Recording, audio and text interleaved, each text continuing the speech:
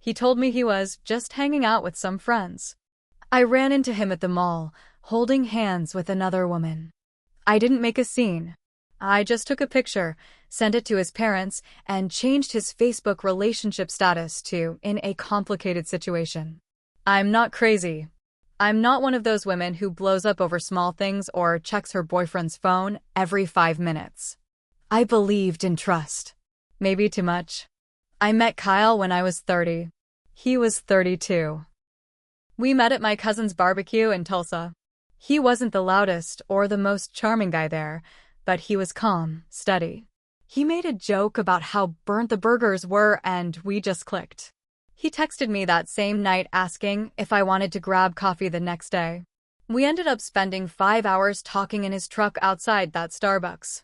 We weren't perfect, but we had a rhythm. He'd pick me up from work when I was on late shifts at the hospital.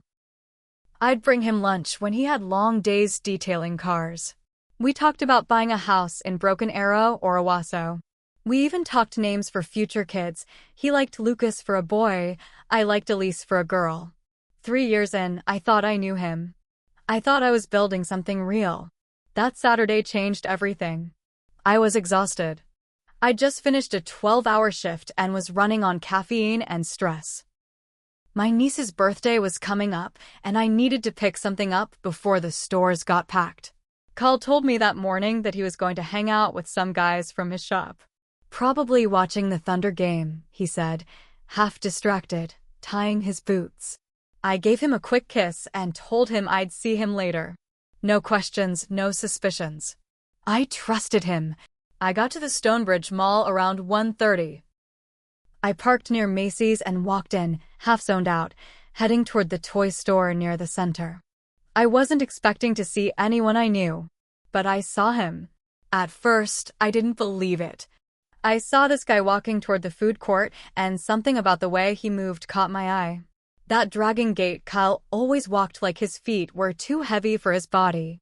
Then I saw the back of his jacket, black canvas. Frayed seam on the left shoulder. That was Kyle's jacket. I stopped in my tracks. He was with a woman. Tall, blonde, hair in a ponytail. Tight jeans, boots with fur trim, oversized beige coat. They weren't just walking next to each other. They were holding hands, swinging them. She was laughing at something he said, and he leaned into her, real close, whispering something. It hit me like a punch to the chest. I stepped behind one of those tall fake plants near the pretzel stand. My body went cold. I could feel the blood draining from my face. I didn't know what to do. I didn't even know what I was feeling: rage, shock, hurt, all of it at once. They walked past without noticing me.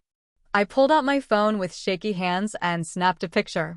Clear as day, him, her, holding hands, smiles on their damn faces. I left. Quiet. I didn't follow them. I didn't say a word.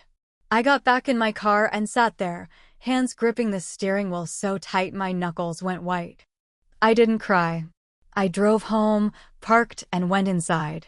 Kyle's drawer was still full of his socks. His toothbrush was still on the sink. I sat down on the edge of our bed and stared at nothing for a while. My phone buzzed, my sister reminding me about the birthday party. I ignored it. After a while, I got up and plugged my phone into the charger. Transferred the photo to my laptop. Then I opened an email and attached the photo. I sent it to his parents. No explanation, no rant. Just this. Kyle told me he was with friends. This was taken today, 1:48 p.m., Stonebridge Mall. His mom had always liked me. She was always bugging him about when he'd propose. Something told me she wouldn't be too thrilled about her son lying and walking around the mall with another woman behind my back. Then I did something a little more public. Kyle and I had been open about our relationship online. We'd posted pictures, changed our statuses to "in a relationship." So I logged into his Facebook. We knew each other's passwords. He used the same one for everything, lazy as hell. I changed the relationship status from "in a relationship with my name" to "it's complicated." No context. Just enough for his friends and family to see something was wrong. Then I logged out, deleted his account off my phone, and I waited. Within an hour, my phone started blowing up. The first call I got was from Kyle. I let it ring. Then his mom. I answered that one. "Sweetheart," she said, her voice tight. What exactly am I looking at here?" I kept my voice calm. "That's your son at the mall today, holding hands with another woman. He told me he was with his friends." She went quiet. Then she said, "I am so sorry. I don't know what he's thinking. I really don't." I didn't need an apology from her, but hearing it made something inside me settle. I told her, "I'm not looking for sympathy. I just wanted you to see it for yourself." More silence. Then she said, "I'm going to call him." "Good," I said, and I hung up. The next hour was a flood. Kyle texted, "What the hell is wrong with you?" Then, "You're acting crazy. It's not what it looks like." Then, "Can we talk? Please." I didn't respond. His cousin James called me too. I guess Kyle told him I'd lost it or something. James asked what was going on, and when I told him, he just let out a low whistle. Damn. I knew he was being weird lately, but I didn't think he was cheating. That's rough. Rough, yeah. But I wasn't done. I still had his spare set of keys. And a few of his things were still in my apartment, stuff he probably forgot about or figured he'd come back to get later. That wasn't going to happen. I gathered all of it. His old hoodie, his favorite set of tools, his gaming headset, the sneakers he kept forgetting at my place. I packed it all in a box. Then I drove to his garage. He wasn't there, his cousin was. I didn't say a word. I walked in, dropped the box right next to Kyle's workbench, and left. As I was walking back to my car, James followed me out. "You really done?" he asked. "Done? I'm just getting started." I drove to his new girl's place. Yeah, I knew who she was now. After I sent that photo to his mom, it didn't take long to figure it out. Kyle wasn't smart. He had pictures with her buried on his Instagram, not tagged, but there. She had a unique tattoo on her hand. A red rose wrapping around her wrist. Same one from the photo. Her name was Michelle. She worked at the nail salon 2 blocks from the mall. Lived in a townhouse in Bixby. One of my coworkers recognized her right away. I didn't plan to knock on her door or start a fight. I just wanted her to know who she was dealing with. So I printed the photo. On the back, I wrote, "He told me he was with friends. I was his girlfriend of 3 years. Just thought you'd like to know." I slid it under her door. Quiet. Clean. That night, I turned off my phone and poured myself a glass of wine. I stared out my apartment window for hours, watching cars go by, wondering how I'd missed it. All the late nights. All the guys-only hangouts.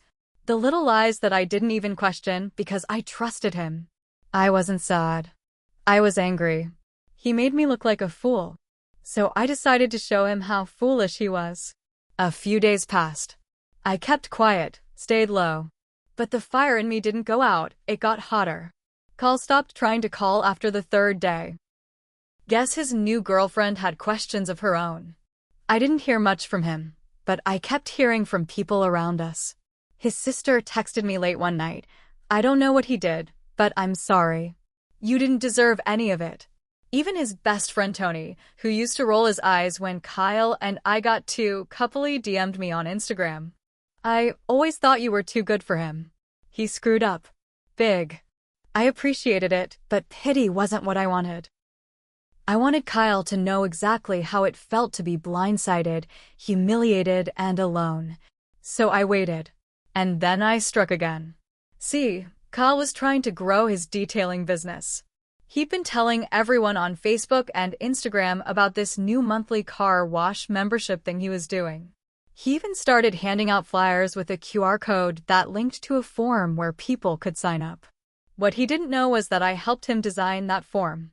On my computer. With my Google account. So I went in and changed it. I didn't mess with the pricing or anything obvious. I added one small field at the bottom. Would you like to know who Kyle was cheating on his long-term girlfriend with while lying to her face? With a simple yes/no option. Then, if someone selected yes, it triggered an auto-response with the photo I took at the mall and a link to Michelle's salon's website. Petty? Maybe. But I didn't care. I wanted everyone to see him for who he was. I left it live for 2 days. By the time he noticed and took it down, over 70 people had clicked yes. A few of them even commented about it under his business posts. Bro, you might want to clean up your relationship before you try to clean up my car. Maybe offer a cheat-proof wax job next time? Dang. Michelle from Bliss Nails? That's cold. He texted me again. What the hell are you doing? You're ruining my business. I replied, just hanging out with some friends. No reply after that.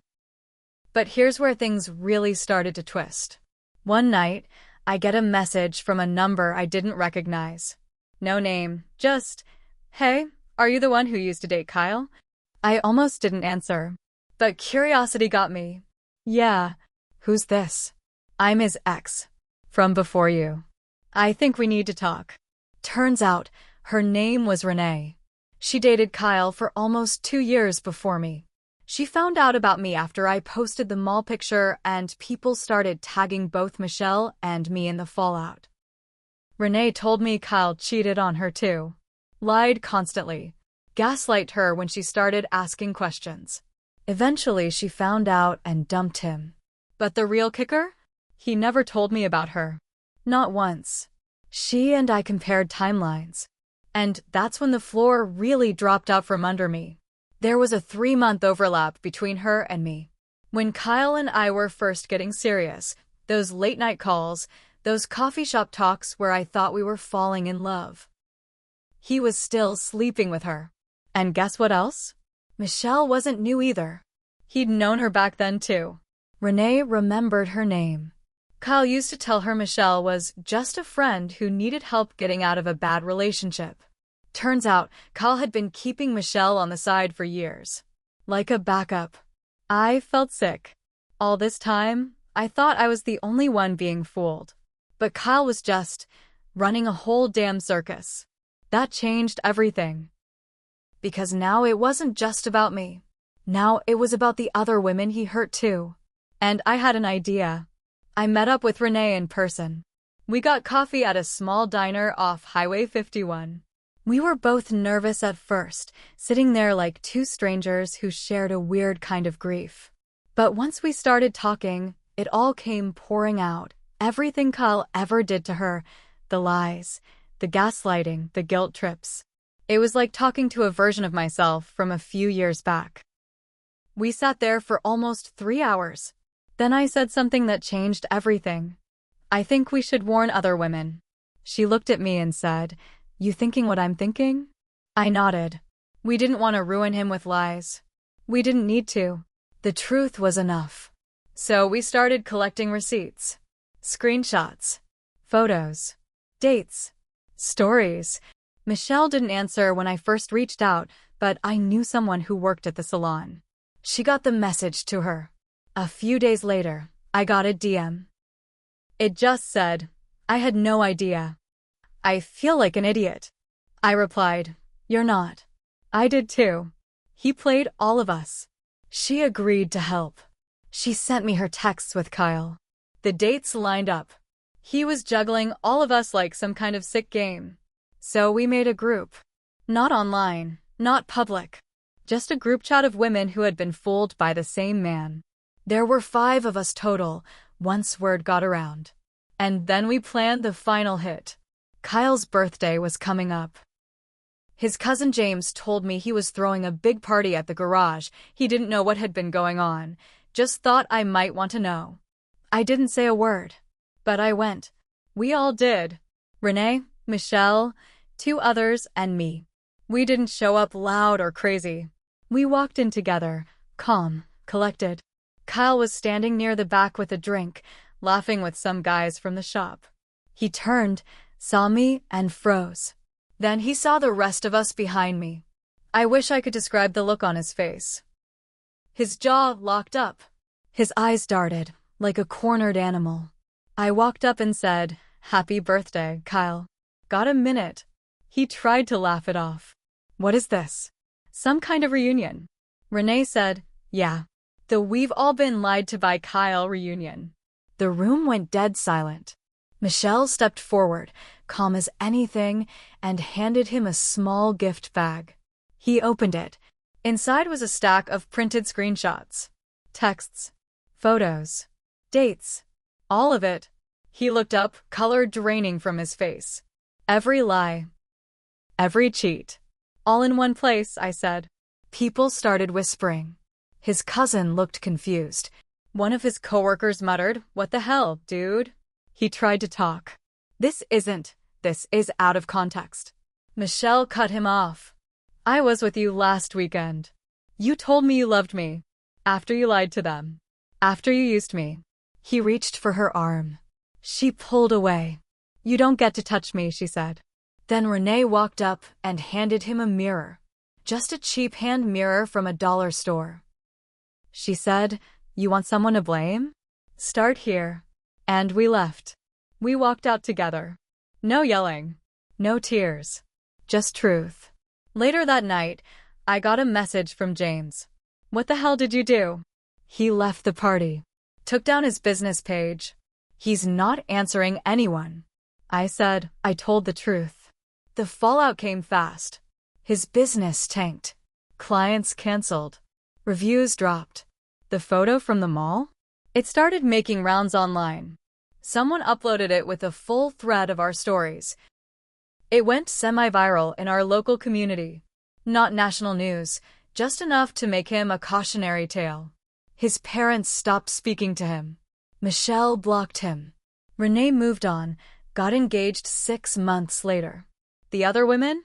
They all moved on, stronger. And me? I made mistakes too. I ignored signs. I believed him when I shouldn't have. But I own that. I learned from it. I didn't get closure in one day. Healing isn't a straight line. But standing there, beside women who went through what I did, watching Kyle finally face what he'd done, that was enough. Some people get forgiveness. Others get consequences. Kyle got both, from the women he underestimated most. After that night, life didn't magically snap back to normal. I had days where I missed the man I thought Kyle was. I missed the routine, Sunday mornings, coffee runs, stupid little inside jokes we used to share. But every time I thought about reaching out, I remembered the look on his face when he realized the game was over. And I remembered that hand, swinging with hers, right there in the open like I didn't even exist. The silence from him was loud. No apologies. No explanations. No begging. I guess deep down, he knew there wasn't anything he could say to fix it. He was a coward to the end. The group of us stayed connected for a while. It wasn't a full-blown friendship with all of them, but there was something about surviving the same hell that tied us together. Renee and I kept in touch the most. She even came to my birthday that summer. Michelle ended up quitting her job at the salon. She moved 2 towns over and started fresh. She said she didn't want to risk running into Kyle or anyone connected to him. I didn't blame her. I thought about moving too, but then I decided no, why should I be the one to leave? He was the one who wrecked everything. Kyle disappeared from the scene after that. I heard through the grapevine he tried starting up a new detailing shop in another part of Tulsa under a different name, but it didn't last. Too many burned bridges. Word gets around in a town like ours. The best part? Nobody had to keep dragging him down. He did it to himself. Meanwhile, I got stronger. I started going back to the gym. I reconnected with old friends I hadn't seen in years because I was always too busy trying to be the perfect girlfriend. I focused on my career, took extra shifts when I wanted, traveled when I could. I even started dating again, not right away, but slowly, carefully. I told myself, no more ignoring red flags. No more giving people the benefit of the doubt when they don't deserve it. One night about a year later, I was out with friends downtown when I saw him. Kyle. He was sitting at the bar alone, nursing a drink, hunched over like the weight of the world was on his back. He looked smaller. Not just physically, something inside him looked hollow. Empty. He caught my eye. For a second, he straightened up, like he was about to come over. I smiled. Not a bitter smile. Not a cruel one. Just calm. And then I turned my back and kept walking. No words. No second chances. No revenge left to take. Some people rot in the hole they dig for themselves. Kyle was already buried. And me? I was free.